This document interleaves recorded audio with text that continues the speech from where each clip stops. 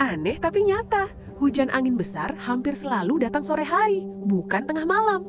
Padahal malam kelihatannya lebih seram kan? Ternyata hujan badai butuh panas dari matahari. Siang hari, panas bikin udara naik ke atas dan membentuk awan tinggi super besar yang penuh energi. Nah, saat malam datang, matahari sudah off. Udara jadi lebih dingin dan tenang, jadi awan badai ikut melemah. Makanya hujan malam biasanya cuma deras, tanpa angin galak.